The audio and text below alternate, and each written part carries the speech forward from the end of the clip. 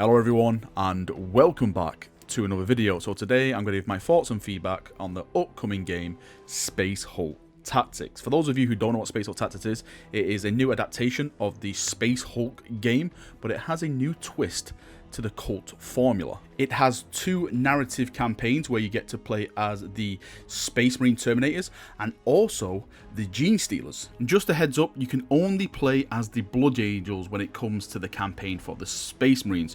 You can't play as the Dark Angels, Space Wolves or Ultramarines. Even though the Ultramarines do feature in the Tyranid campaign, they are not a playable faction when it comes to the Space Marines. There are other game modes present in the game. You can click on skirmishes, and when you click on skirmishes you can either play against players online or you can set up a game where you merely fight the AI. Now in this skirmish mode, this is where you can create your own teams. So for example, on the Space Marine team you have the faction choice of the Blood Angels, the Dark Angels, the Space Wolves and the Ultramarines. And for the Xenos side of this, for the Gene Stealers, you can either play as the Pure Strain, you can play as High Fleet Behemoth, High Fleet Leviathan, or High Fleet Kraken. The game also comes with its own map editor, so you can go in and design your very own Space Hulk missions. This is in theme with the Imperium, the Eldar, and the Orcs. Now that I've gone over what the game is, I want to talk about my personal feedback about the game, what I liked, what I disliked,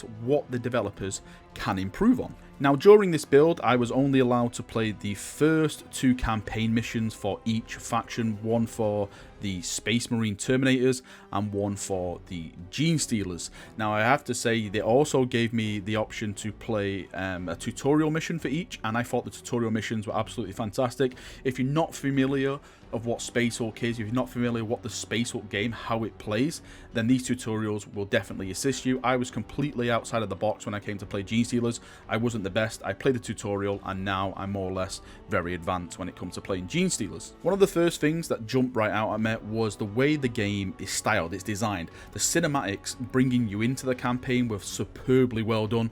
The voice acting, the visual effects, just showing it all off, it definitely captured the scale and the dramaticness of Warhammer 40,000. And this goes for the stuff in game as well. Once I went past the cinematic and I actually got in, I actually got to see all the models, the levels and stuff like that, I was completely blown away.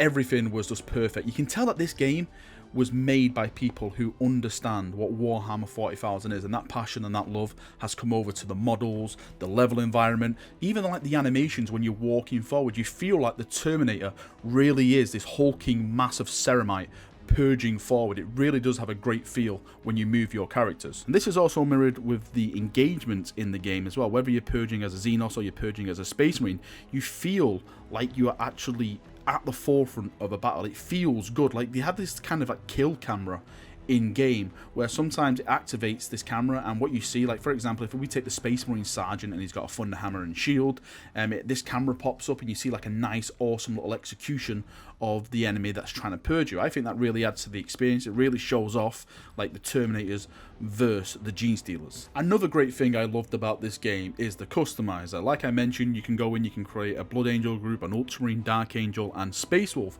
but while in this customizer you have a ton of options for different armor, pauldrons, all the little bits and awesome stuff you can put on a Gene Stealer. This game has. You can also, if you dedicate your time, go in and create your own chapters. For example, what you're seeing on the screen now, this is my Death Company, which I made with the Blood Angel group. I know it's not lore accurate, you don't have Death Company when it comes to Terminators, but I did like the fact that you can go in and you can do that customization with your squads. But I would like more from the customization. As awesome as it is at the moment, I do feel it's a little bit empty when it comes to colouring your chapter colours, icons and stuff like that on your armour. For example, I'm a massive huge Imperial Fist fan. I would love to be able to do everything yellow with the Imperial Fist symbol. That way, you know, I don't have to keep begging the developers to put Imperial Fists in the game. It's, you know, I've seen people do this with Salamanders, Raven Guard, White Scars. We would all love love to have access to our fan favorite chapters, and the customizer is there to let us do it, but we just don't have the resources in the game at the moment to do it. So if the developers can put that in, I think the customizer would be absolutely just bang on incredible. Now, from the balance perspective, I have been playing a lot of multiplayer. I've actually been playing a lot of skirmish against AI and stuff like that, but multiplayer is where I've invested most of my time going against people, actual real people, not bots and stuff. And from what I've seen and from what I've played, and I'm sure a lot of people have seen this on my streams and stuff, is that the Gene Stealers seem very, very overpowered compared to the Terminators in the game. And what I mean by that is that as a Space Marine player, if you make the most tiniest little mistake, it can basically wipe you and your squad out within one turn.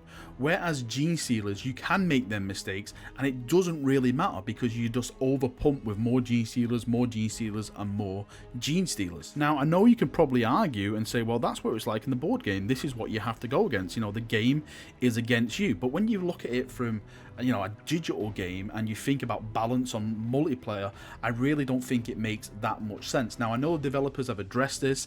They've put a patch in where basically if you convert a card, you get one more action point to try and assist in this, but I still feel that the Gene Stealers are very, very overpowered compared to the Space Marines. I would like more of the Space Marines to take on the lower level Gene Stealers with much more ease, and then when the bigger Xenos start coming in, you know, your Brood Lords and all that kind of stuff, that is when the real problems start to arise. Because at the moment, I've actually lost like an entire squad to just like 2 Gene Stealers, just normal 2 Gene Stealers. Now, again, in the lore, that can totally happen, but gameplay balance, it just gets really, really frustrating. And I'm not the only one who's speaking about this as well. A lot of people who have pre-ordered the game, who have been testing it, playing the Gene Stealers, playing the Space Marine Terminators, they've also come up with the same stuff that I'm saying. So if the developers do go back in and balance it, I really do think it will make the product a better product for when it eventually launches on the 9th of October. Now, after drooling over the cinematics and spending hours in the customizer, making the Death Company and all utter madness in there, and one of the best things about this game is the map editor. Now, what you can do, you can actually just load up and you can make your own maps. But I mean, you can completely go in, start from scratch, and just make a maze of madness in this thing. You could go in, you can put your spawn points in there, you can put like all items in there, like turrets, all the, you know, the doors, all the like exploding barrels, everything you can imagine which is in this game. You can go in and you can create that yourself, and you can do it in an Eldar type of environment, an Orc type of environment, or the Imperial type of environment as well. I think this is incredible. And now, I'm not much of a map maker myself, but I have spent like 3 or 4 hours just going around making a maze of madness. If you go, oh, yeah, that looked cool there, that looked cool there, that looked cool there. And the best thing about it is that there's like a little preview button at the top where you press and you can actually walk through it and go through it and say, okay, that looks cool, that looks cool, that looks awesome. So, you know, you can actually see the creation that you're making right in front of you. And if you're someone who loves to make community content, then the map editor is definitely for you. Because what you can do, you can make your own map and then you upload it to the game, and then the community rates it. And if you get a really good rating, you basically like go to the front page of the game and it just advertises that everyone, you know, everyone is loving this map, and you know, more people get to download it. So you can really make a name for yourself in this game for making map content. Just to finish the video off, I'll just go over the stuff like the sound design and everything like that. I think the sound of the weapons are incredible. I think they feel like, you know, thumping when you're walking and stuff like that. Everything sounds great. The music, the soundtrack in this game is again amazing. I think out of every 40k game that we've ever had, the music has always been top. Like, I've never witnessed a 40k product which has had an absolute crap soundtrack, and this one just adds to it. You know, you do get another amazing soundtrack to purge along with. All in all, I am really enjoying Space Hulk Tactics. I do think it's a very, very well made game. There's some people that are probably not going to like it because of the turn-based aspects. I've already seen that feedback from the community saying, oh, I wish this wasn't a turn-based aspect. Well, you basically have Deathwing if you want to play, you know, a Space Hulk kind of game with no turn-based. For me, I absolutely love it. I know we've had a ton of Space Hulks back in the day, and this one's added to the pile, but I think this one is definitely different from the others. The visual, the campaign of the story, I think is definitely going to be a par above everything else that we've had so far. I just think the only thing that's letting it down at the moment is the balance between the Tyranids and the Terminators. If the developers can correct that even more and get it working right and have a balanced gameplay when it comes to it, I definitely think that this game will be one of the strongest turn-based 40k games we've had in a while. Okay chaps, that's me done for another video. I hope you've enjoyed it. I hope I've passed on some information.